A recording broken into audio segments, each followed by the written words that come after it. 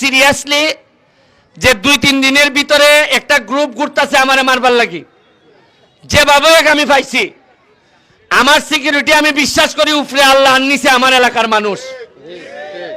অন্য কেউ হইল তো আজকে মাঠও আইল না নে, আমি মাঠও আইছি। আমি চাই মরলে, আমি সোনারঘাটটা মরলে সবচেয়ে বেশি খুশি হইম যে অন্তত আমার মাটিতে আমার যেন আমার সবকিছু আমার মাটিতেই হয়। তাও আমি ভয়ে আমার কোনো কিছু কাজ আমি বন্ধ করব না। শুধু আপনাদেরকে বলবো আমি একটা এক্সট্রা সিকিউরিটি আপাতত যে কোনো কেউ আমি শরীরের কাছে এলাও করব না। আপনারা আপাতত আজকে কালকে সেলফি তুলবেন না, কারণ গেলে ফিরানো যায় না। এখন অনেকে কে কোন মন নিয়ে যায় বোঝা যায় না। সবারই তো মনে হয় আমার সোনারঘাট মাধবপুরের, কিন্তু দেখা গেল এই মাচ্চালো দাঁড়া বা ইয়নি সাথে এটা তো হইতাম পারি না কোন সময়, ওই যে রাসেল বাইপার যেটা। তা আপনারা একটু আমার সেফটির লেগা চেষ্টা করবা, বাকিটা আমি উপরওয়ালার কাছে সাইডা দিছি।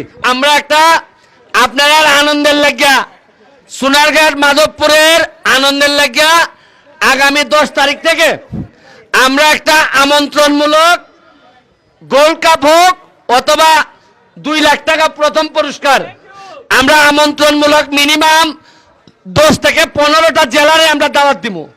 এই সোনারঘাটের মাঠে এবং মাধবপুর স্টেডিয়ামে খেলা হবে।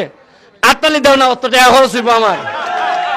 এই যে প্রতিদিন বিভিন্ন জাতের দামি দামি প্লেয়ার আইব, মজা লাগে না? নাগালি বুটের সময় আইতাম, এরা খেলা জমা উঠবো। সোনারঘাটের কইসলাম নির্বাচনের আগে আকাশে বাক্য উঠবো, আর নিচে খালি বলের গাছ থাকবো। এরপরে মাঠও খালি খেলা হইব, গ্রামে গ্রামে ফুটবল থাকবো। কইসলাম নি সবাই বাড়তেছে সোনারঘাট, খালি কমতেছে বাটপারের সংখ্যা। কারণ এরা দেখছে ব্যারিস্টার এমপি ঘুষ খায়ও না, তার সাথে কেউ খাইলে জাগাত তালাক।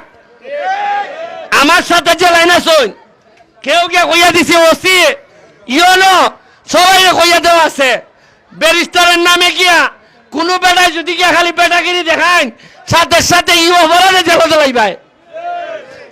ইতার চলতো না, আগে যেটা চলছে।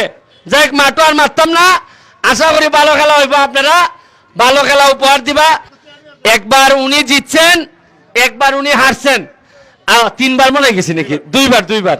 তো যাই হোক আজকের রেজাল্টটা কি হয় বুঝি না, তবে এদের প্লেয়ারদের লক্ষণ দেখা যাইতেছে এরা একটু তাজা মনে হইতেছে বেশি।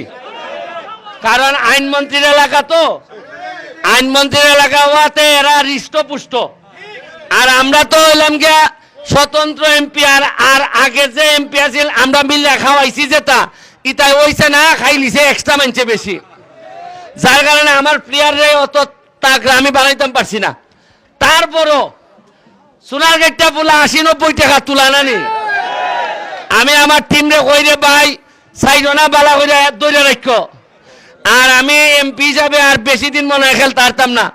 এদিন আমার দাঁত ভাঙে গেছিল সামান্য লাগি, এভাবে দাঁত ভাঙলে এমন কনি মারছে, এরপরে দাঁত ভাঙবাই শেখ হাসিনা কইবা কি তার দাঁত কিরা ভেঙে দিছে তোমার।